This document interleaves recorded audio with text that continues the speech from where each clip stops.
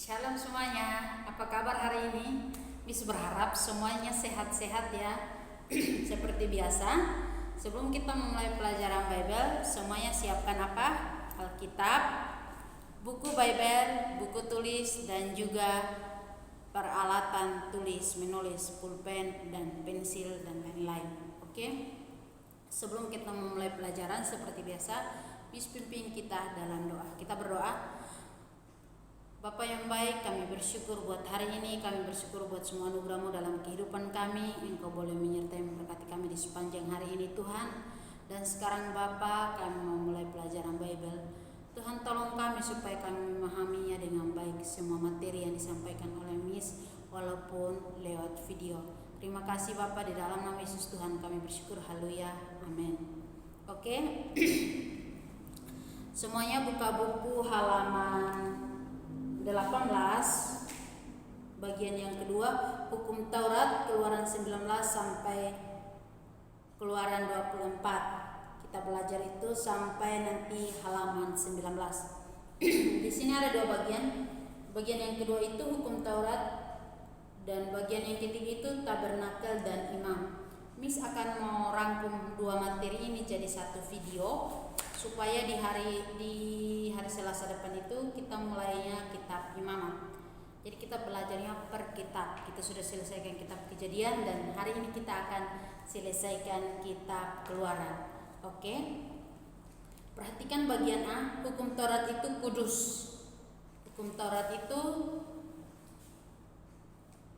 ada di Keluaran pasal 20 dan juga ada juga di Ulangan 5. Nah, mungkin anak-anak yang belum pernah masuk sekolah, hanya masuk ke sekolah Kristen Batu Penjuru, di setiap kelas itu disediakan atau di setiap kelas itu dipasang 10 perintah Allah. 10 perintah Allah itu wajib dihafal oleh semua anak-anak yang sekolah di sekolah Kristen Batu Penjuru. Oke? Contohnya seperti di belakang list ini. Ini ada tulisan 10 perintah Allah. Jadi anak-anak yang belum masuk sekolah karena kita belajarnya online, nah ini contohnya 10 perintah Allah di setiap kelas itu selalu dipasang ini. Jadi setiap hari anak-anak waktu saat teduh diwajibkan untuk menghafal 10 perintah Allah atau hukum Taurat. Dan mungkin di saat-saat teduh itu setiap pagi Miss Vera kirimkan saat teduh. Di saat teduh itu ada perintah di situ untuk menghafal 10 perintah Allah. Itu kewajiban yang harus dihafal setiap siswa yang sekolah di sekolah Kristen Batu Penjuru, mulai dari TK sampai SMP. Oke? Bagian A, hukum Taurat itu kudus.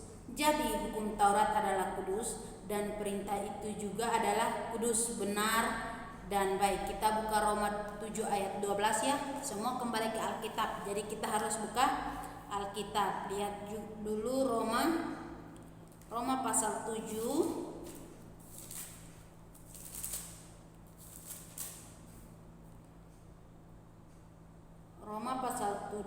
Roma pasal 7 ayat 12. Jadi hukum Taurat adalah kudus dan perintah itu juga adalah kudus, benar, dan baik. Jadi ingat, perintah Allah atau hukum Taurat itu kudus dan perintah itu juga adalah kudus, benar, dan baik. Jadi tidak ada yang salah dengan hukum Taurat. Hukum Taurat wajib kita hafal. Oke? Sekarang kita lanjut di bagian yang B. Ada 3 bagian dalam hukum Taurat, yaitu yang pertama penghakiman, ketetapan, dan peraturan. Kita perhatikan yang bagian yang pertama yaitu penghakiman. Penghakiman yang dimaksud, penghakiman kalau kita lihat di Alkitab itu tidak tertulis, tapi Allah menjelaskan kepada orang Israel. Anak-anak boleh buka Keluaran pasal 20. Kita buka dulu ya, semua harus berdasarkan ke Alkitab. Keluaran pasal 20 itu ayat 1 sampai ayat 1 sampai ayat yang ke-17 itu berbicara tentang hukum Taurat yang ada di belakang mis. Nah, penghakiman itu adalah akibat dari semua dosa yang akibat dari ketidaktaatan kita kepada hukum Taurat ini. Coba kalian perhatikan di Alkitab, kalau yang terpasang di belakang mis ini yang singkat. Tapi semua kita kembali ke Alkitab, perhatikan di ayat yang kita baca ya. Ayat yang ketiga, jangan ada padamu Allah lain di hadapanku. Jadi itu Allah memberi perintah bahwa jangan ada Allah lain di hadapanmu. Jangan Allah lain dalam hidup kita selain dari Tuhan Allah. Jangan membuat bagimu patung yang menyerupai apapun yang ada di langit di atas, atau yang ada di bumi di bawah, atau yang ada di dalam air di bawah bumi. Jangan sujud menyembah kepadanya atau beribadah kepadanya, sebab aku Tuhan Allahmu adalah Allah yang cemburu, yang membalaskan kesalahan bapa kepada anak-anaknya, kepada keturunan yang ketiga dan keempat dari orang-orang yang membenci aku.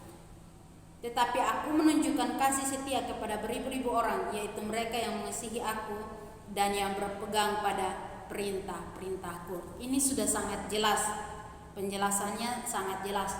Jadi kalau anak-anak baca dengan teliti dan pelan-pelan, tidak buru-buru, maka anak-anak akan mengerti maksud dari bacaan ini. Yaitu yang pertama itu penghakiman.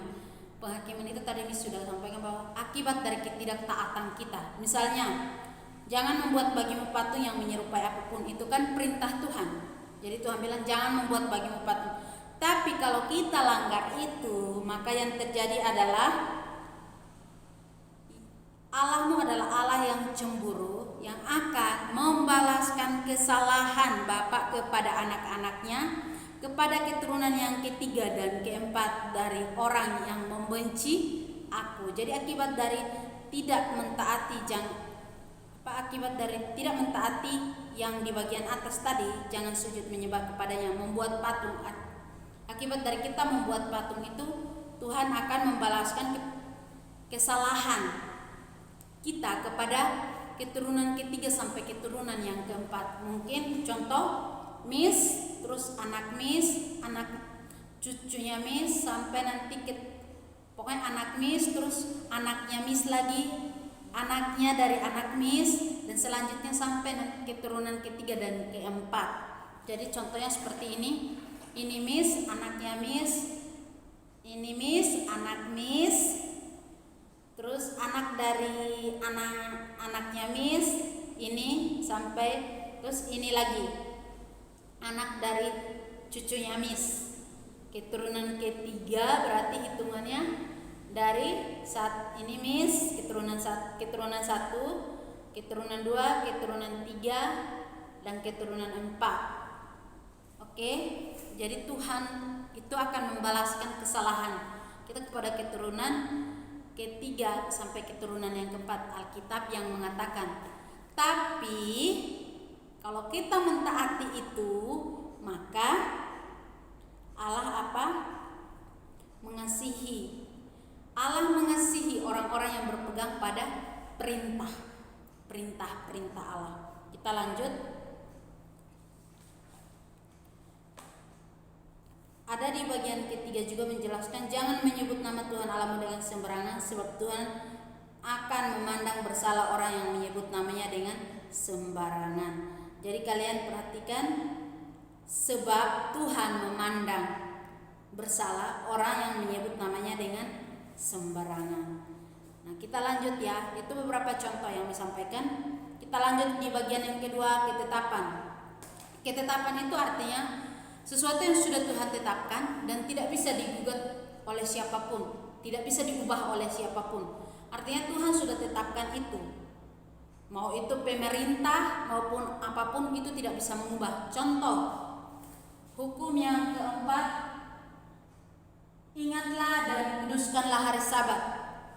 Kita lihat di Alkitab ada enggak ingatlah dan kuduskan hari Sabat. Di ayat yang ke-8, ingatlah dan kuduskanlah hari Sabat. Itu sudah ketetapan, apa yang sudah Tuhan tetapkan. Jadi itu tidak bisa diganggu gugat oleh undang-undang.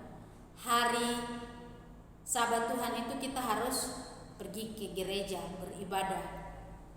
Jadi mungkin terkadang anak-anak lihat papa dan mama hari Minggu juga terus bekerja, sekali-sekali ngomong dengan bahasa yang lembut dan bahasa yang penuh kasih. Pak, hukum yang keempat bilang kita harus ingat dan kuduskanlah hari Sabat. Bisa nggak Bapak bilang ke bos Bapak supaya hari Minggu Bapak tidak usah bekerja, tapi Bapak kita ke gereja, kita kuduskan hari Sabat. Coba, Miss tidak anjurkan untuk melawan orang tua, tapi itu Miss sampaikan supaya kalian bagian dari melakukan apa yang sudah kalian pelajari. Oke, kita lanjut. Nanti anak-anak boleh baca itu penjelasannya ada di situ. Di ayat yang ke-9 bilang, 6 hari lamanya engkau akan bekerja dan melakukan segala pekerjaanmu, tetapi hari ke-7 adalah hari Sabat Tuhan Allahmu. Maka jangan melakukan sesuatu pekerjaan, engkau atau anakmu laki-laki atau anakmu perempuan, atau hambamu laki-laki atau hambamu perempuan, atau hewanmu, atau orang asing yang di tempat kediamanmu. Jadi perintahnya bukan cuma untuk papa, tapi untuk semua orang yang ada di dalam rumah. Bahkan dibilang apa? Termasuk hewan. Jadi hari Sabat itu adalah benar hari yang dikhususkan bagi Tuhan, dan itu tidak bisa diganggu gugat oleh siapapun. Oke, lihat bagian yang ketiga, peraturan. Peraturan itu adalah sesuatu yang sudah ditetapkan tadi, tidak boleh dilanggar. Itu adalah aturan. Contoh, kalau kalian di jalan, lewat jalan, terus ketemu lampu merah, lampu hijau dan lampu kuning dan lampu hijau. Kalau sudah lampu kuning tandanya apa? Pelan-pelan. Kalau lampu hijau jalan, kalau lampu merah berhenti. Kalau lampu merah terus kita jalan terus tidak berhenti, maka yang terjadi adalah kecelakaan. Kita ditabrak orang, kita mencelakai orang lain, atau kita sendiri yang ditabrak oleh orang. Jadi kalau kita melanggar peraturan pasti ada akibatnya. Kita lihat peraturan itu di hukum yang ke-berapa?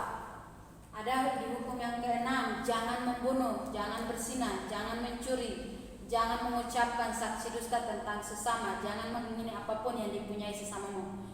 Kalau kita langgar ini adalah peraturan yang sudah ditetapkan oleh Tuhan, dan kita langgar peraturan-peraturan ini, maka ada akibatnya. Contoh di dunia aja ada, di undang-undang orang-orang dunia atau undang-undang negara aja ada peraturannya. Contoh, kalau kita membunuh maka masuk penjara akibatnya. Kalau kita berzinah dihakimi, dan bisa juga dihakimi oleh warga, atau juga kita bisa masuk penjara. Jangan mencuri, sama juga. Jangan mencuri juga, kita bisa masuk penjara kalau kita mencuri. Jadi semuanya ini ada sebab akibatnya. Kalau kita taat melakukan 10 perintah Allah ini, maka akibatnya akan baik. Tapi kalau kita tidak taat melakukan 10 perintah Allah ini 1 sampai 10 dan juga setiap peraturan yang ada di Alkitab, maka sebab akibatnya juga ada dalam diri kita. Akibatnya ya binasa, Tuhan tidak mengenal kita. Jadi Miss berharap dari anak-anak belajar ini, belajar untuk mentaati 10 perintah Allah. Jadi 10 perintah Allah ini bukan hanya dihafal, tetapi diingat dan dilakukan. Oke? Kita lanjut di bagian selanjutnya, hukum hamba dan Yesus. Bagian yang pertama, maka haruslah tuannya itu membawanya menghadap Allah, lalu membawanya ke pintu atau ke tiang pintu, dan tuannya itu menusuk telinganya dengan menusuk, dan budak itu bekerja pada tuannya untuk seumur hidup. Itu Keluaran 21 ayat 6. Ini adalah peraturan. Kalau hamba sekarang ini asisten rumah tangga, kalau Waktu lalu kan disebut sebagai pembantu rumah tangga, bahasa yang kerennya asisten rumah tangga. Jadi di peraturan Israel, misalnya mereka itu di dalam rumah, karena di dalam rumah itu harus ada namanya budak atau hamba. Hamba ini ada peraturannya juga, misalnya dia harus bekerja di bos si A berapa tahun. Kalau misalnya lewat dari 6 tahun, contoh ketetapannya itu peraturannya itu 6 tahun. Lewat dari 6 tahun, pas 6 tahun terus dia tidak mau pergi-pergi, maka tuannya ini harus mengumumkan kepada tua-tua Israel, atau dibawa, tadi dikatakan bahwa dibawa kemana? Dibawa ke hadapan Allah. Lalu dibawa kemana lagi? Ke pintu atau ke tiang pintu, ke pintu gerbang, dan diumumkan kepada semua orang bahwa budak ini sudah menyelesaikan tugasnya selama 6 tahun di rumah saya, tetapi dia tidak mau pergi. Maka mulai hari ini dia bekerja lagi di rumah saya. Maka tandanya adalah apa? Dilobangi telinganya, dikasih anting-anting. Jadi ingat, anak-anak yang Miss berharap itu tidak ada di anak-anak Cornerstone ya. Siapa laki-laki yang pakai anting-anting, maka dia adalah budak, hamba. Karena itu peraturan Israel. Tapi kalau perempuan yang pakai yang memang harus, itu wajar. Tapi kalau laki-laki yang pakai anting-anting, Alkitab bilang apa? Budak. Itu tanda bahwa dia budak. Budak itu hamba. Kan siapapun tidak mau selamanya jadi hamba. Pasti semuanya mau jadi bos, hidup santai. Oke? Miss berharap itu tidak ada di anak-anak sekolah Kristen Batu Penjuru. Tidak ada anak laki-laki yang pakai anting-anting. Oke, kita lanjut lagi. Dan sesudah ditusuk telinganya, dikasih anting-anting, maka budak ini bekerja seumur hidup di rumah tuannya atau di rumah bosnya yang tadi sudah mengumumkan kepada semua orang. Kita lihat bagian selanjutnya, itu kan hukum hamba. Selanjutnya Yesus mengutip hukum Taurat di bagian D.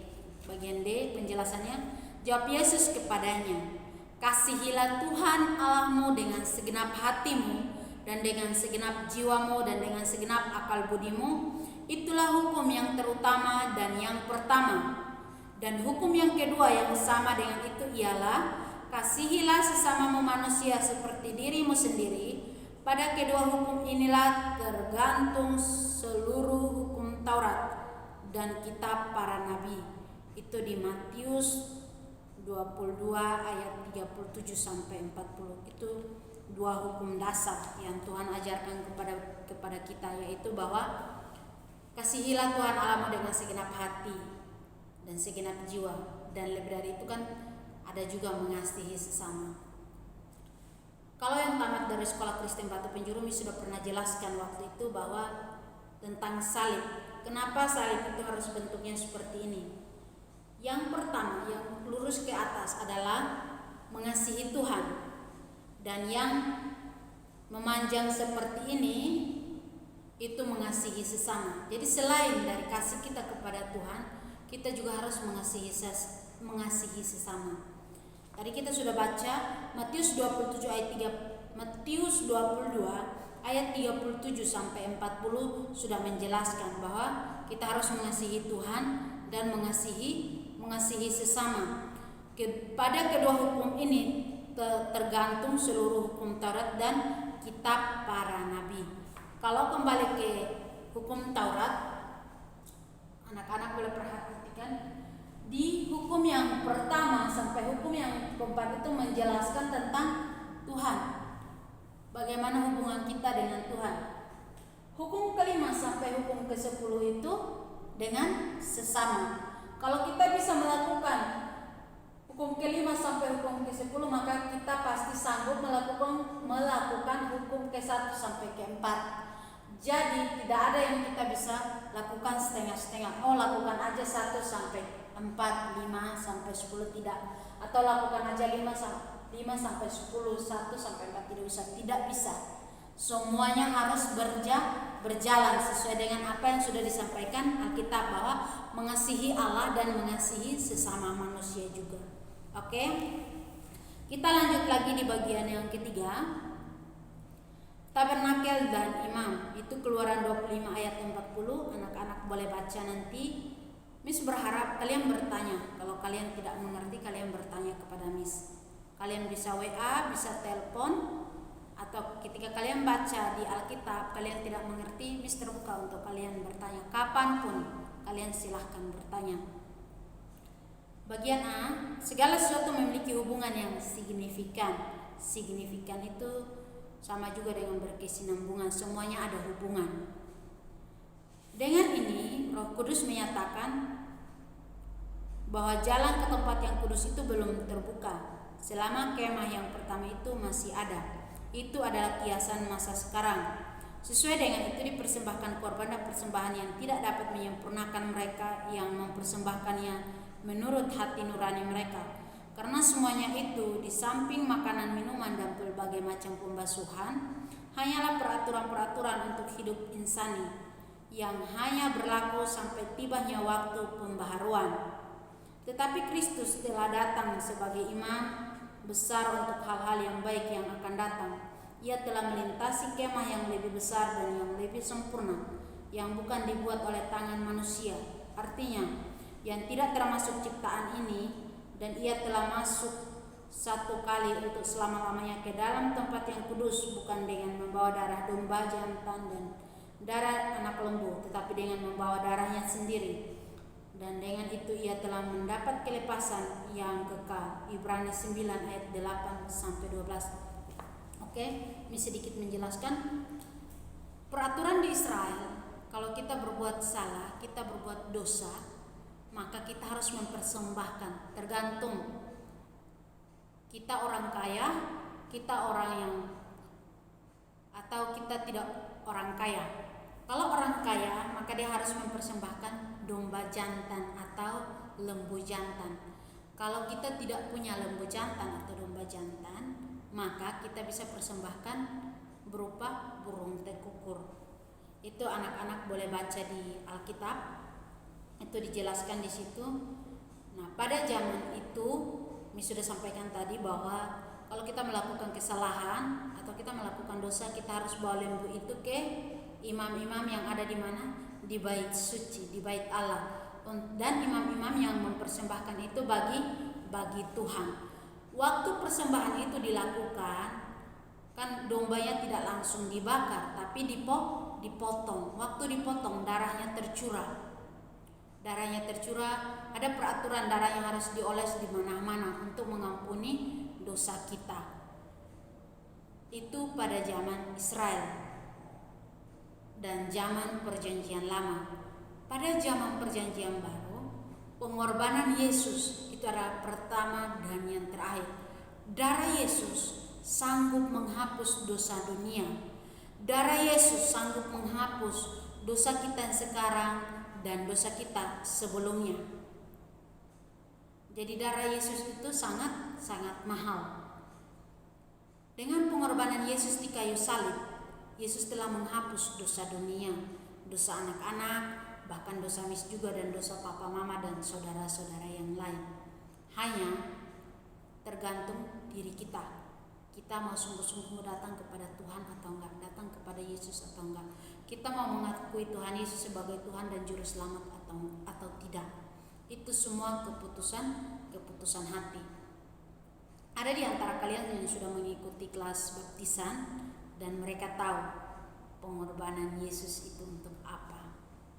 Dan Miss berharap nanti kalau misalnya kalian sudah masuk kembali sekolah seperti biasanya, sekolahnya normal, Miss akan berusaha merangkul semua untuk berbicara langsung kepada kalian. Karena ini berbicara lewat video, Miss harus bikin video, jadi Miss jelaskannya yang penting-penting saja. Jadi pengorbanan Yesus telah menghapus dosa dunia. Sesudah pengorbanan Yesus, kita tidak perlu lagi mempersembahkan lembu, burung tekukur, atau domba.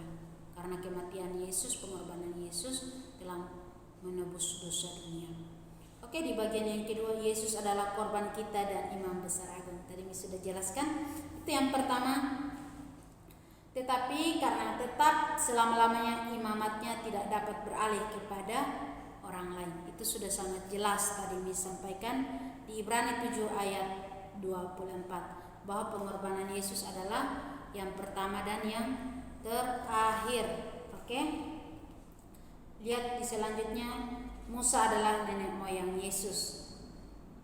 Itu di bagian yang kedua, Musa adalah nenek moyang Yesus. Nanti Miss akan kirim strukturnya Yesus itu dari keturunan mana. Itu bisa dibaca Matius pasal 1, itu menjelaskan tentang itu. Silsilah Yesus Kristus. Lihat di bagian yang C, tata letak benda di dalam tabut adalah bentuk salib. Nanti Miss akan berusaha untuk mengirim gambarnya kepada anak-anak. Terima kasih, pertemuan kita hari ini sampai di sini. Minggu depan kita akan memulai dengan kitab yang baru, yaitu kitab Imamat. Miss berharap apa yang disampaikan anak-anak boleh paham. Kalau tidak paham boleh telepon Miss. Miss akan menjelaskan lebih lagi kepada anak-anak yang mau bertanya. Oke? Pelajaran kita hari ini sampai di sini. Kita tutup dengan doa Bapa kami. Bapa kami yang di surga, dikuduskanlah nama-Mu, datanglah kerajaan-Mu. Jadilah kehendak-Mu di bumi seperti di sorga. Berikanlah kami pada hari ini makanan kami yang secukupnya. Dan ampuni akan kesalahan kami seperti kami juga mengampuni orang yang bersalah kepada kami. Dan janganlah membawa kami ke dalam pencobaan, tetapi lepaskanlah kami daripada yang jahat. Karena Engkau-lah yang mempunyai kerajaan, kuasa, dan kemuliaan sampai selama-lamanya. Amin. Terima kasih, Tuhan Yesus memberkati. Sampai jumpa di pertemuan selanjutnya.